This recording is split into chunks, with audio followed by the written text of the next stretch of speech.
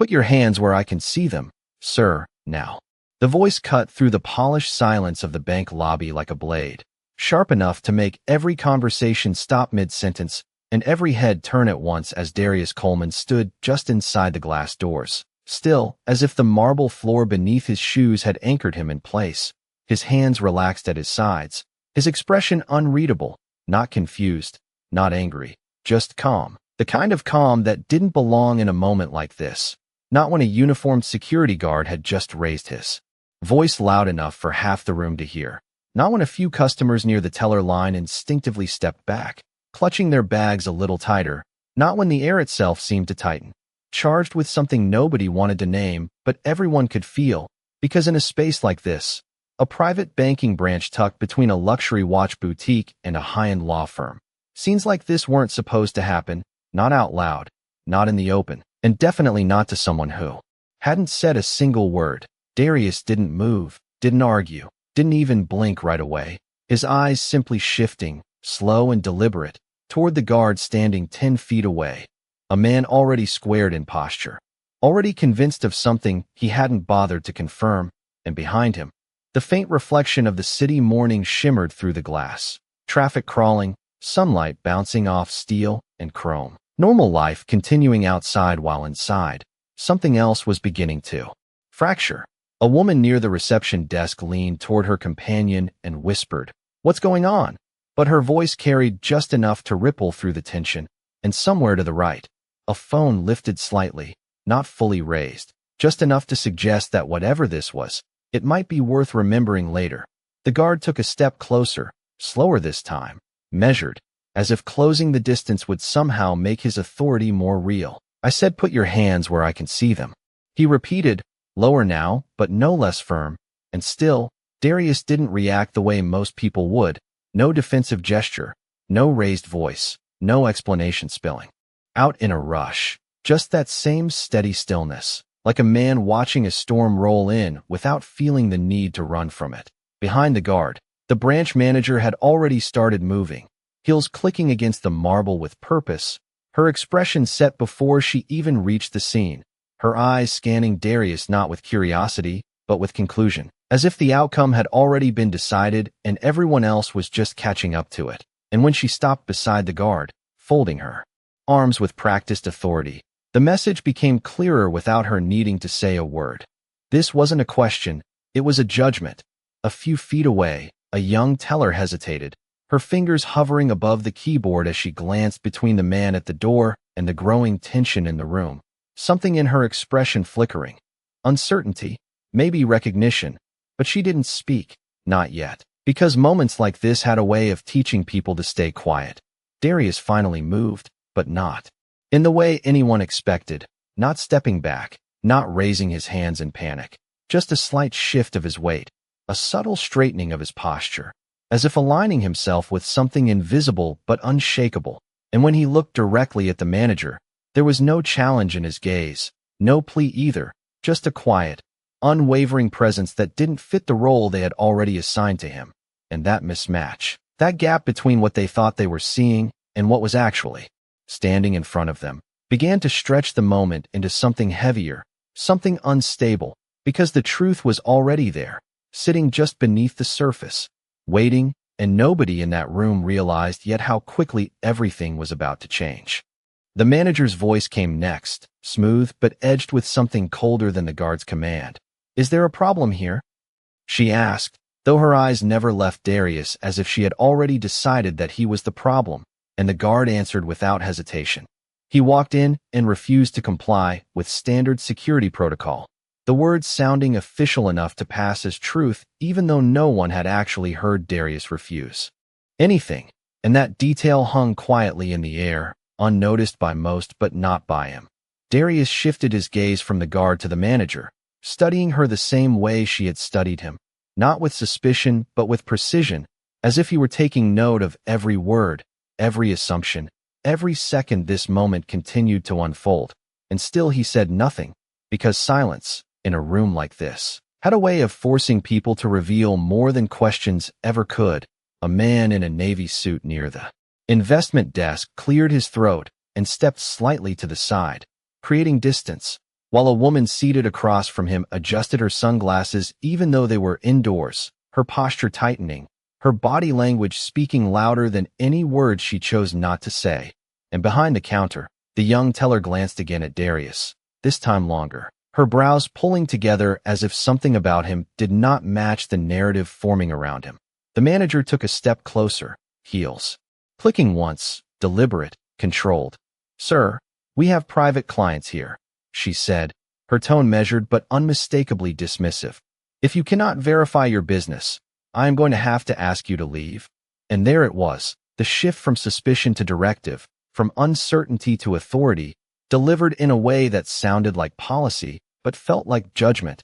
And for the first time, Darius inhaled slowly, not out of stress, but as if marking the moment, storing it, letting it settle into memory the same way other moments had years before. He had been 20 for the first time a bank told him he did not look like someone who handled real money, standing in a branch twice as small as this one, wearing his best suit at the time, still being asked if he was in the right place, still being told to wait, while others walked past him without question. And now, years later, in a building far more polished, with far more at stake. The tone had not changed, only the setting had. A faint sound broke through the tension as someone's phone camera adjusted focus. The soft click barely noticeable, but enough to shift the energy again. Because now this was not just a moment, it was a record, and records had a way of outlasting excuses. The guard straightened, encouraged by the manager's presence. "Sir, I need you to cooperate," he said, extending a hand slightly, as if expecting compliance to finally come. But Darius did not raise his hands, did not step back, did not offer identification or explanation. Instead, he reached into his jacket pocket slowly, deliberately, every movement calm enough to make the guard hesitate for half a second. And that hesitation mattered, because in that space between expectation and reality, control began to slip. He pulled out his phone, not hurried, not defensive, just precise. And for a brief second the manager's expression shifted, not to concern, but to irritation, as if this was an inconvenience rather than a turning point. "If you are calling someone, make it quick," she said, already turning slightly as though the outcome had been decided. But Darius looked at the screen, tapped once, and lifted it to his ear with the same quiet certainty he had carried since the moment he stepped through the door. And when he finally spoke, his voice was low, even, and controlled in a way that did not ask for permission.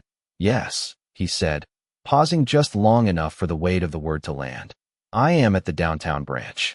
Activate the review protocol." Now, the words were not loud, but they traveled, cutting through the space between him and everyone watching. And for the first time, the room did not just feel tense, it felt uncertain, as if something unseen had just been set in motion and no one yet understood how far it would reach. The words had barely settled before the first ripple appeared, subtle at first, almost easy to miss, like a shift in air pressure before a storm. As one of the desktop monitors behind the counter flickered for just a second, the young teller, noticing it immediately as her screen refreshed without warning, her fingers freezing above the keyboard while a small notification blinked in the corner, something she had never seen before during a normal transaction. And beside her another employee leaned closer to his own terminal, frowning as the system slowed, then lagged again, a delay that did not belong in a high-end banking network built to move millions of dollars in seconds. The manager noticed it too, though she tried not to show it, her posture tightening ever so slightly as she turned halfway toward the counter. "Is there a system issue?" she asked, her tone controlled but edged with impatience. And one of the employees shook his head uncertainly. "I am not sure. It just refreshed on its own," he said, his voice low, unsure whether to draw attention or stay quiet. Because in places like this, problems were not supposed to happen in public. Darius lowered his phone from his ear, but did not put it away, his gaze steady, not on the screens, not on the staff, but somewhere in between, as if he already knew what they were about to discover. And that calm, that same unshaken stillness, began to feel less like passivity and more like control, something the room was only starting to recognize. The guard shifted his weight, glancing briefly toward the counter before looking back at Darius, uncertainty creeping in where certainty had been just moments ago. because the script he had been following no longer matched what was happening around him, and scripts, once broken, were hard to recover. A soft chime sounded from another terminal, then another, each one pulling more attention away from the confrontation at the door and toward the growing confusion behind the desk, as employees exchanged quick looks, silent questions passing between them, while one of them whispered, "My access just timed out," and another responded under his breath, "Mine too."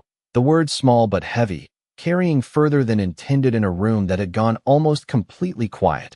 The woman with the phone near the reception desk raised it a little higher now, no longer pretending to check a message, her camera steady, capturing not just Darius but the subtle unraveling happening behind the scenes. Because now this was no longer just about one man being stopped at the door. It was about something larger, something shifting in real time. The manager turned fully toward the counter now, her composure beginning to crack at the edges. "Reset the system," she said quickly, as if the command alone could restore order. But the employee at the terminal shook his head again, more firmly this time. "It is not responding," he said, and that was the moment the room truly changed, not loudly, not dramatically, but in a way that settled into every person present like a realization they could not quite explain. Darius finally moved his gaze back to the manager, meeting her eyes directly, and for the first time, there was something different there, not anger, not satisfaction, just clarity. As if the roles in the room had quietly begun to reverse, and only he could see it clearly. The guard lowered his hand slightly, no longer insisting, no longer advancing, caught between the authority he had been given and the uncertainty now spreading through the space, while the manager straightened again, forcing her shoulders back, trying to reclaim control with posture alone. "This does not change anything," she said, her voice sharper now, directed at Darius, as if the system malfunctioned and his presence were somehow connected, though she could not yet explain how. Darius tilted his head just slightly, the smallest acknowledgement, then spoke again, calm and precise. "Give it a few seconds," he said, and the way he said it, not as a suggestion, not as a guess, but as a certainty, made the words land heavier than anything that had been said before, because in that moment, everyone in the room understood something had already been set in motion, and whatever it was not waiting for permission to unfold. The seconds stretched longer than they should have, each one pulling tighter against the silence that had taken over the lobby, until the first real break came not from the manager, not from the guard, but from the far end of the counter where the youngest employee leaned forward, eyes locked on her screen, her voice barely above a whisper at first. "Wait, this is not a glitch," she said, and something in her tone made the others turn. Because it was not confusion anymore, it was recognition. The kind that arrives suddenly and refuses to be ignored. She tapped her keyboard again, slower this time, reading carefully as if afraid to say it wrong.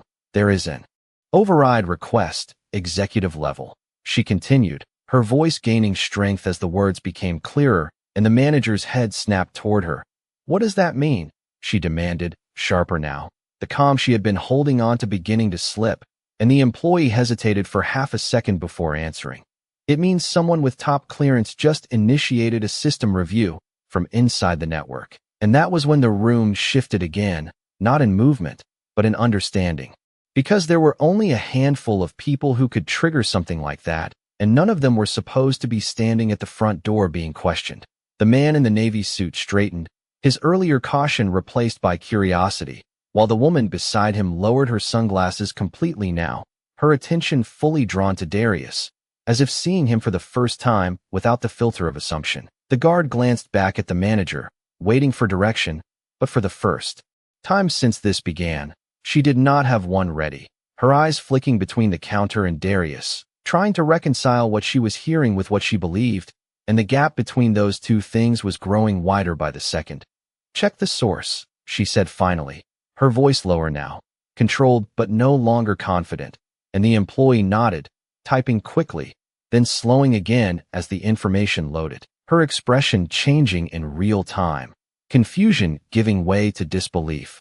"It is coming from a direct authorization line," she said, swallowing slightly before adding, "Name attached, Coleman," and the word landed heavier than anything else that had been said in the last minute, because now it was not just a system anomaly, It was a name, a real one, and it hung in the air long enough for it to reach every corner of the room. A quiet murmur spread among the customers, subtle but undeniable, as if a shared realization was beginning to take shape, while the phone in the woman's hand remained steady, capturing not just the moment but the shift in energy that came with it. The manager blinked once, then again, as if forcing her mind to catch up. "That does not prove anything," she said, though her voice lacked the certainty it had carried before, and Darius, still standing exactly where he had been, finally allowed the faintest change in expression, not a smile, not satisfaction, just a quiet acknowledgement that the moment had reached a point of no return. The young employee looked back at her screen, then at Darius, then back again, as if needing to confirm it one more time before saying it out loud. "It is not just a review," she added, her voice steady now. "It is a full access audit, initiated by executive authority." And that phrase carried weight in a place like this, because it did not happen without reason, and it did not happen without consequences. The guard lowered his hand completely now, no longer attempting to assert control, his earlier confidence replaced by something closer to caution, while the manager took a small step back without realizing it, her posture shifting just enough to reveal what she had not yet said, that something was wrong. Deeply wrong, with the way this situation had been handled. Darius met her eyes again, calm as ever, and this time when he spoke, his voice was just as measured as before, but carried a different kind of gravity. "You asked me to verify my business," he said, pausing just long enough for the words to settle. "It is being verified." And in that moment, the room understood that whatever was coming next was no longer under anyone else's control. The air in the lobby no longer felt tense in the same way as before. It felt heavier, like something had already tipped, and everyone was just waiting to see how far it would fall. And the shift showed first in the smallest reactions. The man in the navy suit no longer stepping back, but leaning slightly forward. The woman beside him lowering her phone just enough to get a clearer look with her own eyes. The young teller no longer hesitating, but watching Darius directly now, as if trying to reconcile the man she had seen walk through the door with the name that had just appeared on her screen. The manager drew in a slow breath, forcing her shoulders back again, trying to rebuild the authority that had begun to slip. "There has been a misunderstanding," she said, though the words sounded more like a placeholder than a conclusion, something said to fill the space rather than define it. And Darius did not interrupt her, did not correct her. He simply listened, the same way he had listened from the start, letting the moment unfold without rushing it. Behind the counter, another alert appeared, this one sharper, louder, drawing every employee's attention at once as a red banner stretched across multiple screens. "Access restricted, audit in progress, executive authorization confirmed," and the phrasing left little room for interpretation. The kind of language that did not ask questions, it declared outcomes. The young employee swallowed again, her voice steadier now but carrying more weight. "It is escalating," she said, eyes fixed on the monitor. "The system is locking individual permissions, one by one." And that was when the second wave of realization hit. Because this was no longer just a review, it was a response. The guard took a small step back without meaning to, his earlier stance dissolving into something uncertain, his hands no longer positioned to command, but hanging loosely at his sides, while his gaze shifted between Darius and the counter, searching for clarity that was not coming from either direction. The manager's composure cracked a little more, her eyes narrowing not in authority, but in calculation, as if she were trying to trace back every word she had said, every decision she had made in the last few minutes, and measure them against what was now unfolding in front of her. A faint memory surfaced in Darius's mind, not loudly, not dramatically, just a quiet echo of another room years ago, another manager standing across from him, explaining in polite terms why his presence made others uncomfortable, why certain spaces were reserved for certain kinds of clients, why appearances mattered more than facts. And back then he had explained himself. Back then he had offered proof, had waited, had tried to earn something that should not have required permission in the first place. But that version of him was gone now, replaced by the man standing here who no longer needed to explain anything at all. The woman with the phone shifted her stance, her voice low but audible. "This is not normal," she murmured, not to anyone in particular, but loud enough to ripple through the room. And someone near the entrance responded under their breath, "No, it is not."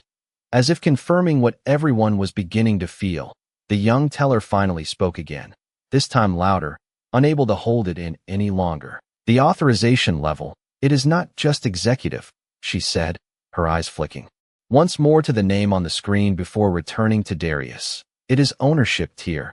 And that word landed differently, deeper, because it carried implications that went beyond authority, beyond management, beyond policy. It spoke to control at the highest level.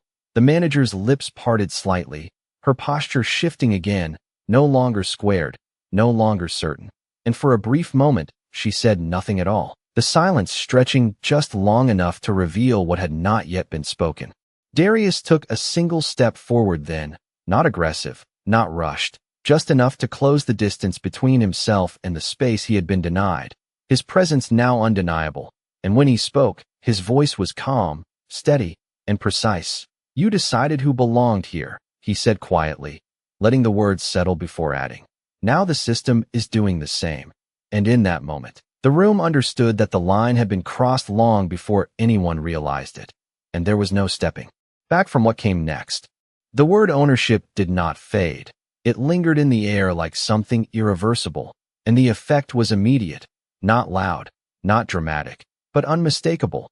As the entire room seemed to recalibrate around it, the manager no longer standing at the center of control, but slightly off balance, her authority no longer assumed but questioned, while the guard shifted again, this time fully stepping back, creating space where moments ago he had tried to enforce it.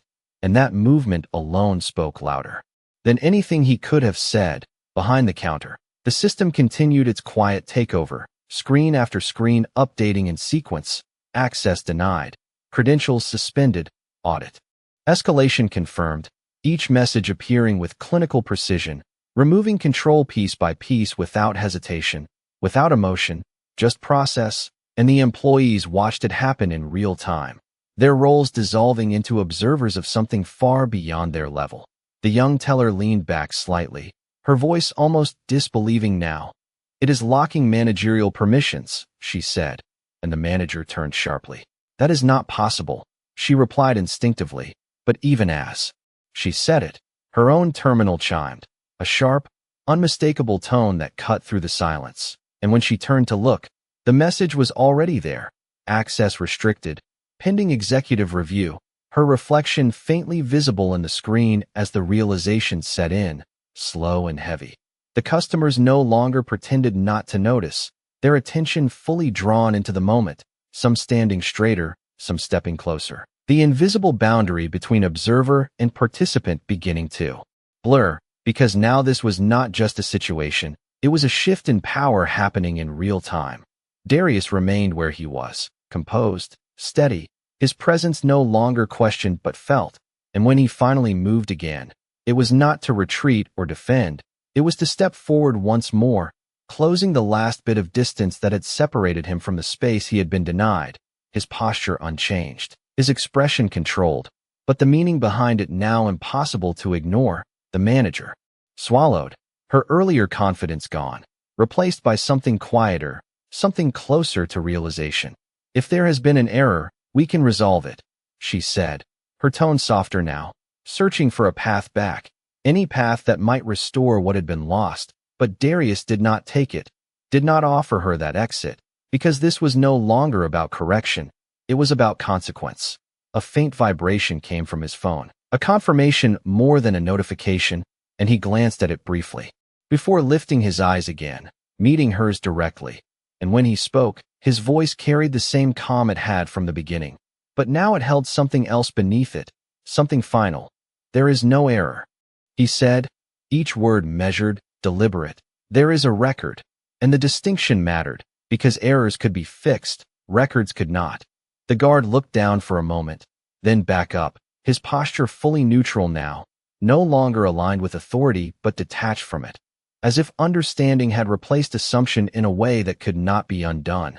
The young teller took a small step out from behind her station, her voice quiet but clear. "The authorization just updated," she said, and every head turned again. It is confirming full executive control under Darius Coleman. And that was the moment the final piece fell into place, not as a surprise, but as a confirmation of what had been building since the second he walked through the door. The manager's shoulders lowered, just slightly, but enough to show the shift. Her role no longer one of control, but of response, and Darius stood there, exactly as he had from the start, unchanged, unshaken, letting the truth settle into the room without force, without volume, just presence, because in the end, he did not need to raise his voice to take control. He had already taken it the moment he chose not to lose it. Silence did not just return to the room. It settled into it with weight, pressing down on every surface, every person, every unfinished assumption that had filled the space just minutes before. And in that silence, Darius Coleman took one final step forward, not hurried, not aggressive, just enough to stand fully inside the space that had been denied to him, his presence no longer questioned, no longer filtered through doubt or suspicion, but recognized, fully and unmistakably, for what it was. The manager stood facing him, her posture no longer rigid, no longer certain, her earlier authority replaced by something quieter, something more fragile, and when she finally spoke, her voice carried none of the sharpness it once had. "Mr. Coleman, if we had known," she began, but the sentence did not finish, because the words themselves revealed the truth she could no longer avoid, and Darius did not let them continue. Not by raising his voice, not by interrupting harshly, but by simply speaking with enough clarity to stop everything else. "That is the problem," he said, his tone calm, steady, and precise. "You act differently when you think you know who someone is." And the statement did not echo. It landed, settling into the room like a fact that could not be argued away. The guard lowered his gaze completely now, no longer trying to meet Darius's eyes. His earlier certainty replaced by the quiet understanding of what had just unfolded, while behind the counter the employees remained still, watching, not as participants anymore, but as witnesses to something that had moved far beyond routine procedure. Darius glanced briefly toward the terminals, where the system continued its controlled sequence, then back to the manager, his voice unchanged but carrying a deeper weight now. "You did not ask for verification," he continued. "You made a decision," and each word drew a clear line between policy and bias, between protocol and assumption, leaving no space for interpretation. A faint movement came from the side as the woman who had been recording lowered her phone slightly, not because the moment had lost importance, but because it had gained clarity, the story no longer uncertain, no longer unfolding, but revealed. The manager took a small breath, her hands coming together in front of her as if searching for something to hold on to. "We were following standard procedures," she said, though even she seemed to hear how thin the statement sounded now, how incomplete, and Darius held her gaze without blinking, without softening. "Standard procedures do not start with accusations," he replied, and the room seemed to absorb that line differently, more deeply, because it was not loud, it was not dramatic, it was exact. Behind him, the guard shifted once more, this time stepping completely aside, clearing the path without being asked, without needing instruction. The physical gesture matching the shift that had already taken place in every other way, and Darius did not look back, did not acknowledge it, because the moment was not about movement anymore. It was about understanding. The young teller stood quietly, her earlier uncertainty replaced by something closer to respect. Her eyes following Darius not with doubt, but with recognition, as if seeing the full picture for the first time. Darius took another small step forward, now fully inside the lobby, fully within the space that had been questioned, and paused, not to assert dominance, not to claim victory, but to let the moment complete itself, because the truth had already done the work. And when he spoke again, his voice carried the final clarity of it. "You stopped me at the door," he said, letting the words settle for a brief second before adding, "In a bank my company owns." And that was the moment everything aligned, not with shock, but with undeniable reality, the kind that does not need to be proven twice, the kind that does not need to be explained further, because it speaks for itself in every silence that follows. The words did not echo, they settled, heavy and final, and for a moment no one in the room moved, no one spoke, as if the truth itself had drawn a line across the space that could not be crossed back over. And then the system responded again, not with sound alone, but with consequence. As multiple terminals updated at once, the red banners replaced by formal notices, access suspended, managerial privileges revoked, pending corporate review, each line appearing with precise timing, undeniable, and irreversible. And this time no one questioned it. No one tried to override it, because the authority behind it had already been revealed. The manager's screen dimmed briefly before refreshing, and when it came back, her credentials were no longer active. Her name still there, but stripped of function, reduced to a record instead of a role, and she stared at it for a second longer than she intended. The realization settling in not all at once, but piece by piece, until it became impossible to ignore. Behind her, the employees stepped back instinctively, not out of fear, but out of recognition, as if the hierarchy they had been operating under had just been quietly dismantled in front of them. And the young teller lowered her hands from the keyboard, no longer needing to interact with the system because it was no longer waiting for her input. The guard, still near the entrance, straightened slightly but did not return to his previous stance, his posture now neutral, detached, his earlier role erased not by command, but by understanding. And he glanced once toward Darius before looking away, as if acknowledging something he had not recognized before. A voice came from one of the terminals, not loud but clear enough to be heard in the silence. An automated notification confirming escalation to corporate oversight, and that phrase carried weight, the kind that did not belong to everyday operations, the kind that marked a turning point. The customers began to shift again, not pulling away this time, but leaning in slightly, their attention no longer uncertain but focused, because now the outcome was not a question, it was unfolding in front of them, real and immediate. The woman who had been recording raised her phone once more, this time openly, no longer hiding the action, capturing the moment not as speculation but as confirmation, while the man in the navy suit nodded once to himself, as if something he had suspected had just been proven beyond doubt. The manager finally stepped back, one small step, then another, her earlier confidence gone entirely now, replaced by the quiet weight of consequence, her voice barely above a controlled whisper. "This will be reviewed," she said, but even that sounded incomplete, because the review had already begun, had already reached a conclusion that did not require her input. Darius remained exactly where he stood, not advancing further, not retreating, simply present, allowing the process to complete itself without interference, because this was not about forcing an outcome, it was about letting the truth finalize it. Another notification appeared, this time broader, branch operations under temporary executive control, and the meaning was clear, the authority in the room had shifted completely, not symbolically, but structurally. The young teller looked at Darius again, her expression no longer uncertain, no longer questioning, but steady, respectful, as if recognizing not just who he was, but what had just happened, and the weight of it. The guard moved quietly to the side, fully clearing the entrance now, not as an order, not as a correction, but as a natural response to the reality that had taken shape. And in that moment, without raised voices, without confrontation, without anything that resembled the force that had started this situation, the entire structure of control in the room had collapsed and reformed around a single truth, one that had been there from the beginning, unseen only because no one had chosen to look for it until it was too late. No one rushed to speak after that. No one tried to reclaim the moment or rewrite what had already been seen, because the room itself had changed in a way that could not be undone, and the silence that followed was not empty.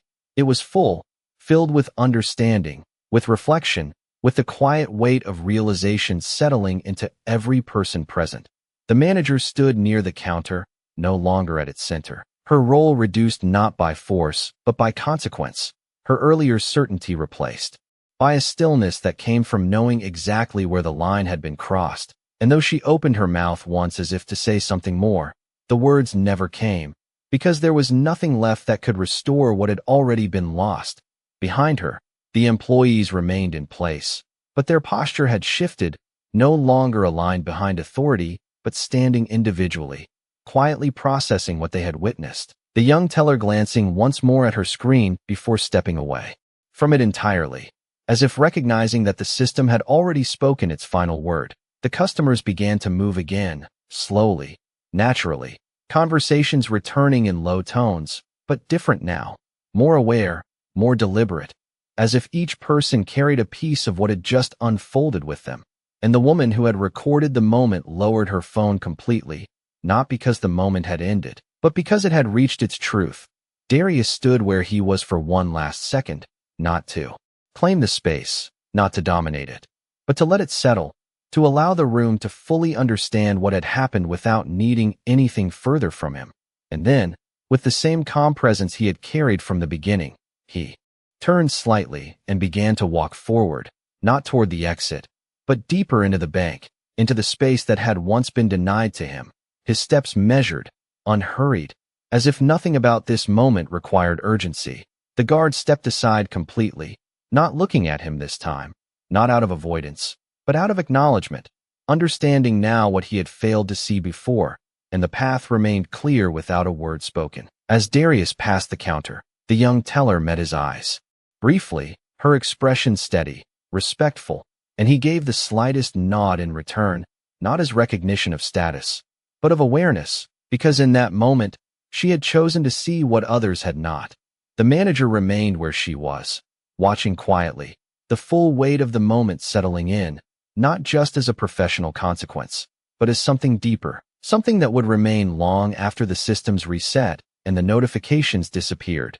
Darius continued forward until he reached the center of the lobby, then paused for just a moment, turning his head slightly, not to address anyone directly, but enough for his voice to carry, calm, measured, and clear. "You do not learn respect when everything goes right," he said, the words simple but deliberate. "You learn it in moments like this, when you realize what you chose not to see." And he let the sentence rest there, not needing to add anything more, because the meaning had already reached everyone who needed to hear it. Then, he continued walking, the sound of his footsteps soft against the polished floor, blending back into the rhythm of the room as normal operations slowly began to return, but nothing about the space felt the same, because the lesson had already been delivered, not through noise, not through force, but through truth revealed.